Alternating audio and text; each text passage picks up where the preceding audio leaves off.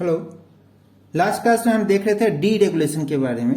Okay, तो अगर D regulation में भी हमें जो कंट्रोल करता है, जो कंट्रोलिंग बॉडी जो है उसको बोलते हैं CERC। फुल फॉर्म इसका है सेंट्रल एनर्जी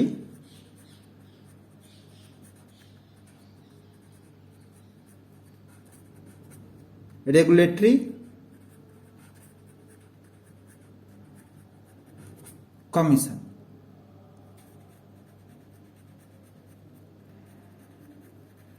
इस सिमिलर फॉर्म में है जैसे कि ट्राई है टेलीकम्युनिकेशन में, गवर्न करता है। जिस ढंग से सेबी है स्टॉक मार्केट में, ओके, जिस ढंग से RBI है बैंकिंग में, तो उस ढंग से यहाँ पे CERC है जो कि यहाँ पे कंट्रोल करता है। कुछ अगर सब कुछ प्राइवेट के हाथ में दे दे और कुछ भी यहाँ पे कंट्रोलिंग बॉडी ना हो तो क्या होगा कि इसका कोई जवाबदेही नहीं रहेगा। अगर कोई सरकारी अगर कंपनी है, गवर्नमेंट कंपनी, तो उसका एक रिस्पॉन्सिबिलिटी है कि हम यहाँ पे 5 साल में ही इलेक्शन के टाइम ही जवाब देना पड़ेगा, या स्मॉल इलेक्शन है स्टेट के अंदर में कुछ और इलेक्शन है तो उस टाइम जवाब देना पड़ता है।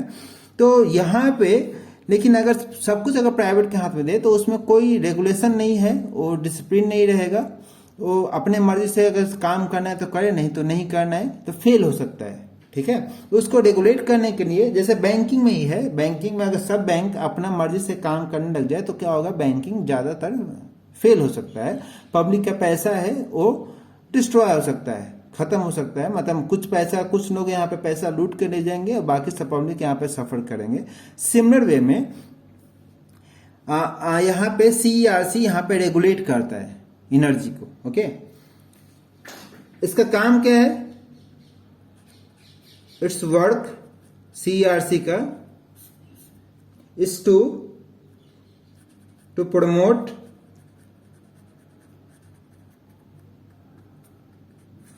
इफिशियंसी।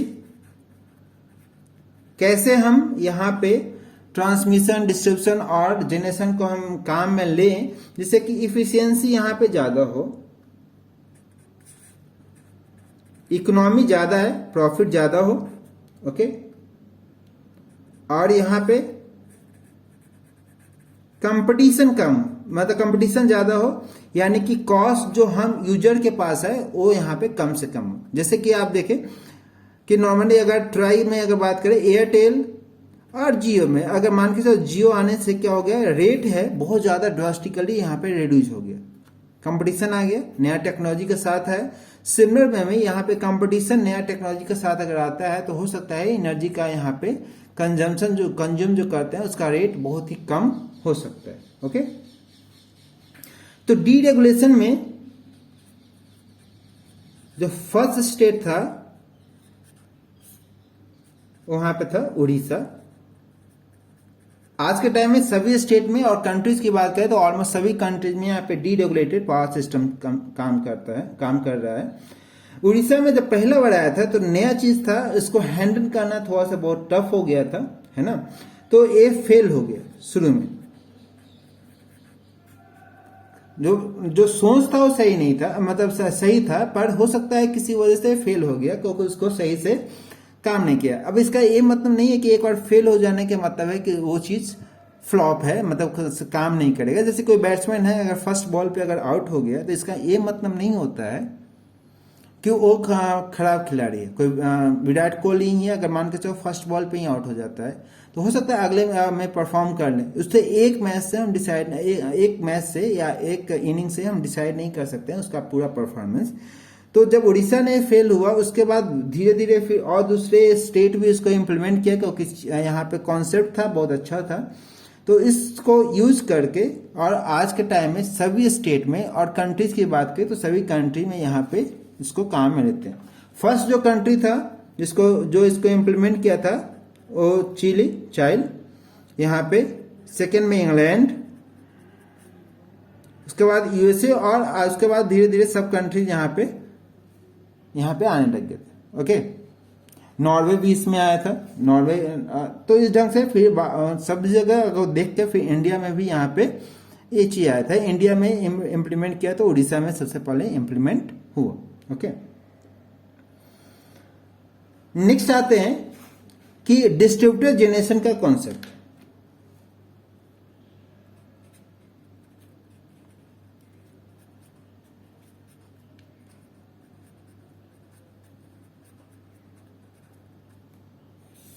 डिस्ट्रीब्यूटेड जनरेशन क्या होता है?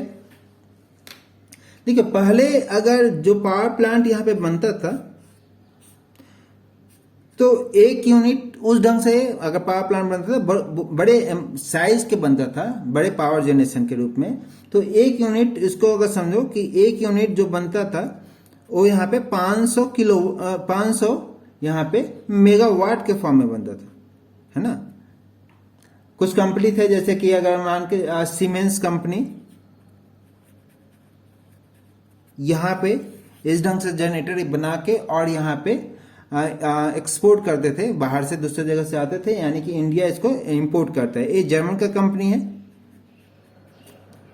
अब इतना बड़ा अगर यहाँ पे एक यूनिट है, मान के चलो कि 1, 2 या 3 शहर को ये बिजली दे रहा है या उससे ज्यादा को दे रहा है, तो अगर यहाँ पे एक यूनिट अगर यही फेल हो जाए, किसी वजह से अगर फेल हो जाता है, तो क्या होगा कि यहाँ पे सप्लाई में अचानक से डिस्टर्ब हो जाएगा। जो डिमांड एंड सप्लाई का जो बैलेंसिंग है वो सही से नहीं होगा, या तो पावर कट करना पड़ेगा, लोड शेडिंग, या फिर वहां पे फॉल्ट आने का चांस बढ़ जाएगा, है ना।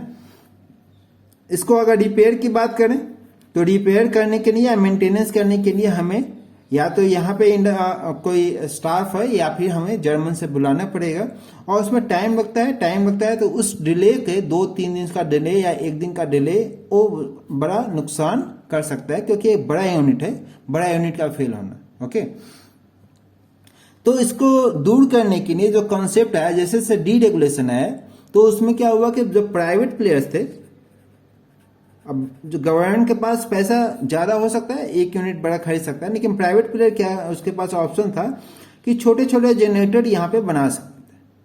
ओके, और छोटे छोटे जनरेटर यहाँ पे बना के, और वो क्या करते थे, हर शहर में या जहाँ पे उसको जगह सही मिले वहां पे इसको इंस्टॉल करते गए।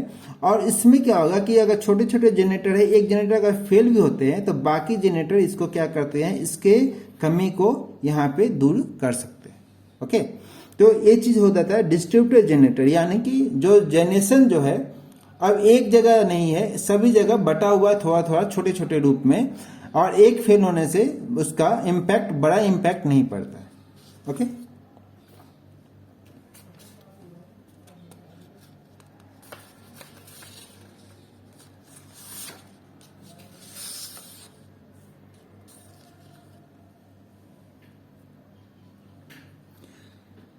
तो डिस्ट्रीब्यूटेड जनरेशन में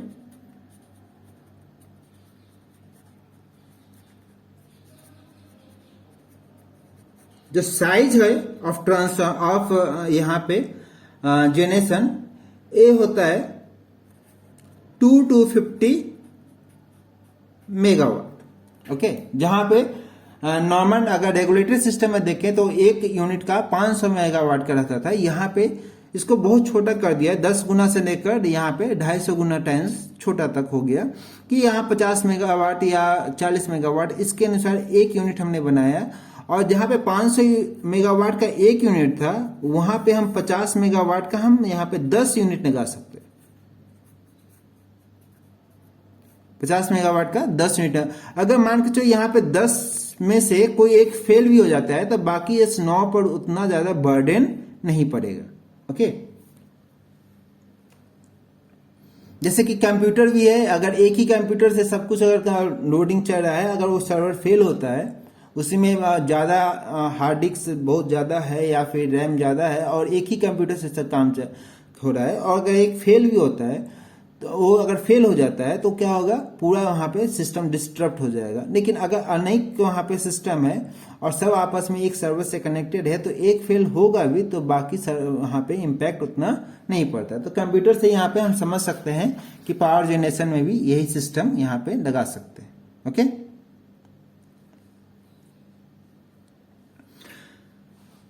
उसके बाद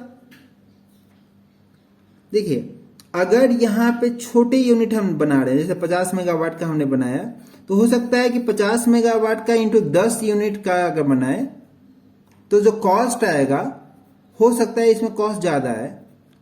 एक सिंगल यूनिट 500 मेगावाट का और यहाँ पे 10 यूनिट 50 मेगावाट का, तो इसमें कॉस्ट थोड़ा ज्यादा आएगा इन मैन्युफैक्चरिंग। पर इसका हम कंपनसेशन कहां से करेंगे कि इसमें अगर मान के शहर यहाँ पे, सिटी यहाँ पे है, एक सिटी यहाँ पे है, एक सिटी यहाँ पे है और एक सिटी यहाँ पे, जहां पे लोड है। मेनली हम बात क्या करें, जहां पे लोड है। ओके, अब अगर मान के चलो 500 मेगावाट के यहाँ पे है, तो हमें यहीं से ट्रांसमिशन यहां करना पड़ेगा, यहां करना पड़ेगा, इसको करना पड़ेगा, इसको करना पड़ेगा। तो जो ट्रांसमिशन चार्ज है, ट्रांसमिशन चार्ज इसका ज्यादा हो जाएगा। ट्रांसमिशन चार्ज इसका बहुत ज्यादा है। भले ही मैन्युफैक्चरिंग चार्ज यहाँ पे कम है, पर ट्रांसमिशन चार्ज बहुत ज्यादा हो जाएगा, तो ओवरऑल कॉस्ट यहाँ पे बहुत ज्यादा हो जाएगा। लेकिन अगर हम यहाँ पे छोटे छोटे यूनिट है तो क्या कर सकते हैं, 50 मेगावाट का यहाँ लगा सकते हैं, 50 मेगावाट का यहाँ लगा सकते हैं। तो शहर के पास होगा तो ट्रांसमिशन यहाँ पे चार्जेस हमें नहीं देना पड़ेगा, आसानी से यहाँ पे पावर ट्रांसफर हो सकता है। ओके, तो संभव क्यों हुआ, क्योंकि जब हमने हॉरिजेंटल सिस्टम, हॉरिजेंटल यहाँ पे सिस्टम हमने बनाया, तो उस कंडीशन में ही हम यहाँ पे क्या किए कि यहाँ पे प्राइवेट के हाथ में दिए, तो छोटे छोटे जनरेटर यहाँ पे लगा सकते हैं। ओके, इससे भी अगर छोटा जो जनरेशन होता है उसको बोलते हैं डिस्पर्स जनरेशन। ओके, तो ये डिस्पर्स जनरेशन में क्या होगा कि ए जो होगा अकेला एक 500 किलोवाट का ही एक यूनिट को कंसीडर करें। इसमें जैसे कि कोई अगर इंडस्ट्री है या कोई कॉलेज है, वहां पे अगर सोलर प्लांट हम लगाना चाहते हैं या को जनरेशन का इंडस्ट्री में लगाना चाहते हैं, तो उसके अनुसार हम यहाँ पे इसको काम में ले सकते हैं। ओके, तो क्या क्या एडवांटेज है को डिस्पर्स जनरेशन का, इसको हम नेक्स्ट क्लास में देखेंगे। Thank you.